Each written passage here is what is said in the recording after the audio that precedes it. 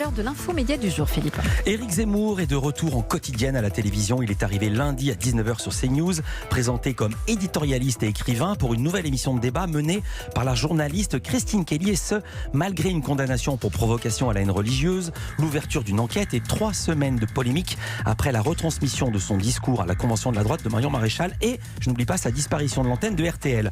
Pour débriefer, comme on dit, cette émission après 2 numéros, lundi et mardi, je reçois Samuel Gontier. Bonjour. Bonjour. Vous êtes journaliste média à Télérama, une chroniqueur télé, et François Rousseau. Bonjour. Bonjour Philippe. Journaliste média au Parisien. Éric Zemmour était très attendu, on va vous donner le détail, mais on peut déjà dire que les audiences de CNews ont fait un bond. Il a triplé le score habituel de la case et CNews est passé devant LCI sur cet horaire. Ce ne sont que les scores de lundi, mais c'est indicatif. Et pourtant, malgré la présence d'une telle tête d'affiche, écoutez la manière dont Laurence Ferrari, qui présente la tranche d'avant, c'est-à-dire le 17h-19h, annonçait la suite. Merci à tous les 6 d'avoir participé à ce punchline. Dans un instant, Christine Kelly et ses invités pour cette nouvelle émission Face à l'info. François Rousseau, 2 infos dans cette annonce. Laurence Ferrari ne nomme pas Éric Zemmour alors qu'il est très attendu, on parle que de lui depuis 3 semaines, et un lapsus. Bah oui, elle a fait service minimum en fait, et puis elle a fait ce lapsus, c'est-à-dire qu'elle a failli dire affaire au lieu de émission, avant de se reprendre. C'est assez symptomatique de la fronde en interne. Éric Zemmour n'était pas le bienvenu. Faut se souvenir qu'il a été viré de celle qui s'appelait iTélé en 2014, donc c'était un retour, et évidemment la rédaction a vu tout ça d'un mauvais œil. En plus, il y a eu des polémiques, il y a eu une condamnation pour provocation à la haine religieuse, il y a eu l'ouverture d'une enquête par le parquet de Paris, et donc les journalistes de CNews ont eu peur pour l'image de leur chaîne et ils ne voulaient pas qu'il y ait des nouveaux dérapages d'Éric Zemmour. Quand il était sur iTélé, l'ancien nom de CNews, il avait un débat avec Nicolas Doménac, orchestré notamment parfois par Léa Salamé. Et je précise que Laurence Ferrari, on a écouté hier évidemment, n'a pas non plus nommé Éric Zemmour dans son lancement d'hier mardi. Samuel Gontier. Oui, je pense qu'elle a de quoi être personnellement vexée, parce que en gros, on lui a pris son 1 heure d'antenne parce que c'était elle qui faisait la tranche 19h-20h, et en gros on lui 18h-20h, et on l'a décalé d'1 heure. On l'a décalé d'1 heure, parce qu'elle ne faisait pas assez d'audience, donc elle a de quoi être vexée. Je pense que c'est aussi un sursaut d'orgueil par rapport à, justement à l'arrivée de Zemmour, parce que je remarque que depuis 2 jours, du coup, son plateau s'est plutôt gauchisé, alors qu'avant il était plutôt orienté de à Laurence droite. Ferrari. Oui, il y a plus de diversité parmi les intervenants, alors que la semaine dernière, elle recevait des gens, un plateau quasiment entièrement dédié au racisme anti-musulman, qui assimilait les migrants à des terroristes, et ça ne la faisait pas si, elle a prouvé au contraire. Il faut juste préciser que Laurence Ferrari ne voulait pas accueillir Éric Zemmour dans sa tranche. C'est pour ça qu'elle est remontée à 17h aussi. Alors, ça donne quoi l'émission ? Les débuts ont été musclés, François. C'était électrique. Il faut dire que pour la première, le casting avait été soigné. La direction de Canal+ voulait mettre un spécialiste de l'islam face à Éric Zemmour. Donc c'était pour planter le décor, ça a annoncé la couleur. Ils ont proposé à Mohamed Sifawi de venir porter le fer contre Éric Zemmour. Alors je précise, Mohamed Sifawi, il avait signé en 2010 un pamphlet Zemmour, une supercherie française. Donc exactement. Là, la baston est annoncée avant même que le combat commence. Voilà. Et résultat, il manquait que les gants de boxe. C'était un ring, c'était bruyant, c'était, pour dire ce que je pense, assez indigeste. Sifawi était venu pour en découdre, et donc sur le fond, on a parlé islam, on a parlé voile, on a parlé nationalité. Samuel Gontier. Oui, moi je trouve que en plus Mohamed Sifawi n'est pas forcément irréprochable pour s'opposer à Éric Zemmour. C'est quand même un soi-disant expert qui court tous les plateaux, qui a notamment regretté que la mère d'un soldat tué par Mohamed Merah porte un voile, et qui lui a conseillé de retourner à ses fourneaux, de retourner dans sa cuisine. Donc quelqu'un d'un peu sexiste et pas très tolérant, et qui a récemment assimilé le port du voile des mamans dans les sorties scolaires à du prosélytisme, et qui menait directement au terrorisme. Et là, vous êtes en train de donner de l'eau au moulin d'Éric Zemmour. Alors, dans la première partie de l'émission, c'était lundi, je le précise, dans le débat qui est organisé, on parlait de la Turquie, des Kurdes. Zemmour a une sentence qui a fait bondir certains. Il évoque Bachar el-Assad, le leader syrien. On ne peut pas nier que Bachar el-Assad a eu énormément de sang sur les mains. Il a utilisé des gens... Il n'a pas de sang. Oui, non, mais surtout dans cette région. Enfin, tout le monde, Éric Zemmour n'a pas gazé son peuple ou une partie de son peuple. Mais il n'a pas gazé son peuple, il a gazé des gens qui étaient ses adversaires. Notre analyse, mais il y a quand même. Oui, enfin. Et encore, ce n'est pas prouvé qu'il l'ait gazé chimiquement. Oui. Non. Éric Revel, qui était le contradicteur d'Éric Zemmour à ce moment-là sur le plateau, était éberlué en entendant ça. Forcément, on sait qu'en 2017, il y a eu un rapport officiel du Conseil de sécurité de l'ONU qui a établi clairement la responsabilité du régime syrien dans l'utilisation de gaz sarin. Ce qui me sidère, c'est la phrase « ce n'est pas prouvé qu'il l'ait gazé chimiquement ». C'est-à-dire qu'il l'a gazé avec de l'eau de rose, on dirait. Oui. Et puis, ce qui m'a étonné aussi, c'est la réaction de Revel qui disait non, pour faire la guerre, on n'a droit qu'à des armes conventionnelles. En gros, on a le droit de balancer des missiles sur sa propre population civile.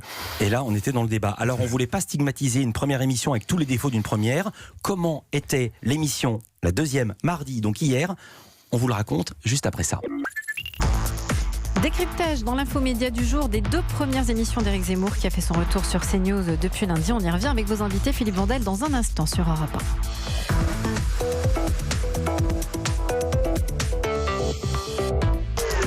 9h, 11h, Europe 1 Culture Média. Philippe Vandel. Le chroniqueur Éric Zemmour, condamné pour provocation à la haine, revient en quotidienne sur CNews et a permis à la chaîne de tripler sa part d'audience habituelle sur ce créneau horaire. On revient sur ces 2 premières émissions dans l'infomédia du jour. Philippe, avec vos invités, Samuel Gontier, chroniqueur télé à Télérama, et François Rousseau, journaliste média au Parisien. Samuel Gontier, vous avez été frappé par non pas le dispositif, mais même le casting du débat, par exemple de l'émission de lundi. Et de celle de mardi aussi, parce que c'est tout à fait équivalent. C'est-à-dire que dans la première partie d'émission, c'est un débat entre 4 éditorialistes, dont Éric Zemmour, et ce sont tous des hommes blancs de plus de 50 ans. Ouais. Qu'est-ce que vous avez contre les hommes blancs de plus de 50 ans? J'aimerais bien aussi voir des femmes, des gens un peu plus jeunes, et des gens concernés par les sujets dont on parle. Vous savez quoi? Si elle nous écoute, et si Christine Kelly était là, elle dirait « Mais moi, je suis une femme, je suis jeune et je suis noire. » Et du coup, j'ai l'impression qu'elle sert de faire valoir, enfin d'alibi de la diversité, comme on dit, même si je n'aime pas tellement ce mot. Et elle s'est fait rabrouer par Éric Zemmour dès la première. Sur le thème? Sur le thème, ici c'est moi qui parle. Ah bah oui, mais ça c'est du Zemmour. Alors, la chaîne hier avait invité face à Éric Zemmour l'économiste Nicolas Bouzou. C'est un homme blanc, mais il a l'air d'avoir moins de 50 ans. Il n'a pas du tout été question d'économie, mais de la PMA et d'un débat sur la famille. C'était plus constructif, mais les oreilles des membres des familles monoparentales ou monoparentales ont dû siffler. La famille, déjà, c'est pas des familles. Excusez-moi, pour moi, une famille, c'est un père, une mère et des enfants. Tout le reste, c'est des fausses familles. Deuxièmement, il y a des familles monoparentales, il y a des familles sans enfants, etc. Non, les familles monoparentales, ça existe. Je ne dis pas le contraire. Mais ce sont des accidents de la vie. Alors, je dois expliquer aux auditeurs comment on prépare cette émission. Évidemment, on parle avec nos chroniqueurs avant la veille, on leur demande de choisir des extraits. Et il se trouve que cet extrait a été choisi par vous deux, Samuel et François Rousseau. Pourquoi vous avez choisi cet extrait, François Rousseau ? Parce que je trouve que c'est une bonne illustration de la pensée de Zemmour et de sa conception de la famille. Et je pense qu'à une heure de grande écoute, livrer une vision comme ça, c'est blesser des familles, des enfants qui ne peuvent pas se reconnaître dans un propos comme celui-là. On n'a pas le droit d'être de son avis ? On peut être de son avis, on peut aussi considérer que la société a changé. Je sais, mais on peut aussi considérer que la société n'a pas changé. Et même question à Samuel Gontier, pourquoi avez-vous choisi cet extrait ? Tout simplement parce que parler de fausses familles, c'est extrêmement violent. Expliquez. Pour les gens qui sont concernés, qui peuvent entendre ça, c'est quand même très violent de dire que vous n'êtes pas une vraie famille, vous êtes une fausse famille. Et en face, parce que c'est pas un monologue d'Éric Zemmour, c'est un débat, en face, qu'a-t-on répliqué à Éric Zemmour ? Est-ce que la réponse a été à la hauteur de l'indignation que cela semble susciter chez vous ? Nicolas Bouzou s'est plutôt bien défendu. On a senti qu'il avait bien préparé son émission, qu'il avait bien préparé ses arguments. Moi, j'ai été quand même surpris de voir un spécialiste d'économie devenir tout d'un coup un spécialiste de la bioéthique et de la PMA pour les mères, enfin de la PMA pour toutes les femmes, pardon. Et en se disant que lui-même n'était pas une femme, n'était pas homosexuel. Donc c'était un petit peu bizarre. Voilà, malgré ça, il avait tout de même de bons arguments, j'ai trouvé. Oui, il a remis l'amour au centre du sujet et au centre de la famille. Alors, on a parlé du fond. Maintenant, on va parler de la forme. Comment a été construite cette émission ? Parce qu'on a vu 2 émissions, mais ça va être une quotidienne. Je crois que c'est du lundi au jeudi, c'est ça ? Du lundi au jeudi. Du lundi, 4 par semaine. Exactement. Comment est construite l'émission, François Rousseau ? Elle est construite autour d'Éric Zemmour, qui est le pivot de cette émission.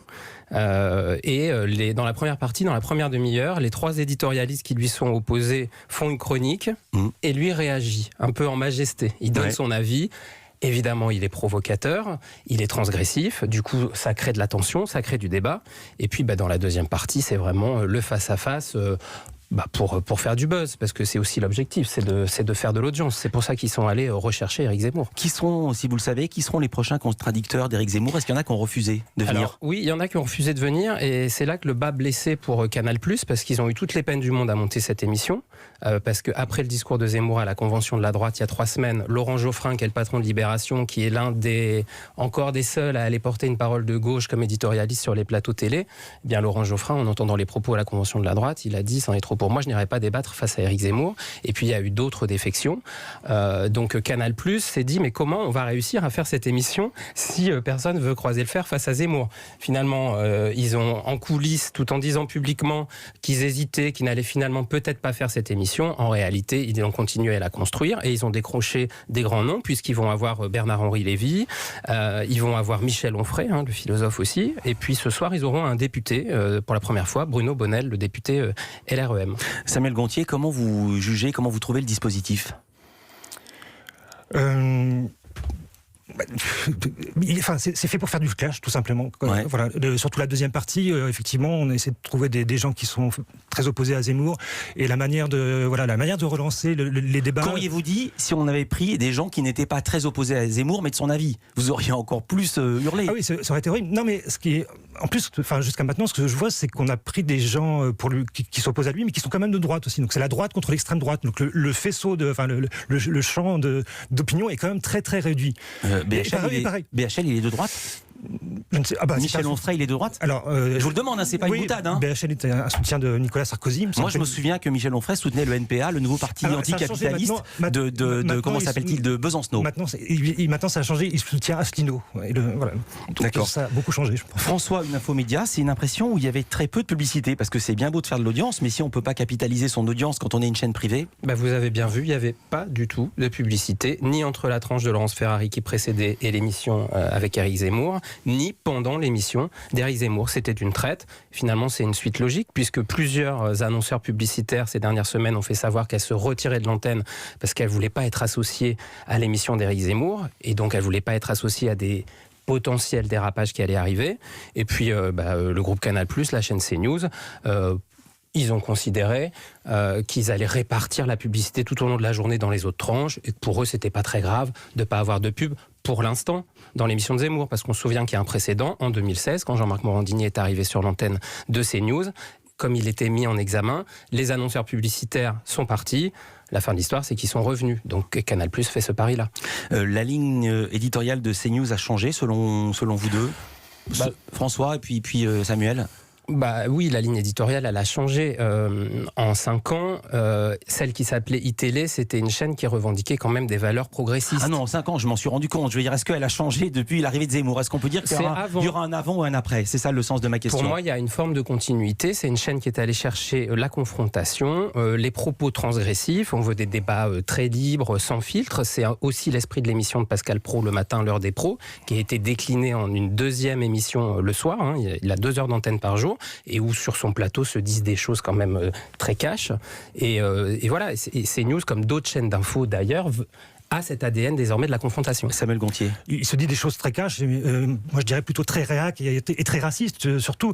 Et les invités qui sont sur les autres plateaux de CNews, que ce soit chez Pascal Praud ou parfois chez Laurence Ferrari ou dans d'autres émissions, ne valent pas beaucoup mieux, à mes yeux, qu'Éric Zemmour. L'avocat Gilles-William Goldnadel, par exemple, développe exactement le même discours. On peut voir également chez Thierry Ardisson dans Les Terriens, mais il y a aussi des gens de gauche, je pense au rappeur Rof, ou des gens comme ça, ou Ross, je ne me souviens plus jamais si c'est Rost ou Rose, mais enfin, il n'y a pas que des gens de droite, ou est-ce que c'est un effet d'optique C'est une très grande majorité, et le problème, c'est que cette personne de gauche, qui est souvent toute seule sur un plateau de 6, 7, 8 personnes, sert d'alibi, en gros, et sert aussi de punching ball au reste des chroniqueurs ou des éditorialistes.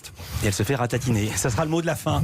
Ratatiner. Merci François Rousseau, puisque c'est vous qui aviez le mot de la fin, journaliste média au Parisien. Et merci à Samuel Gontier pour cette première chroniqueur télé à Télérama.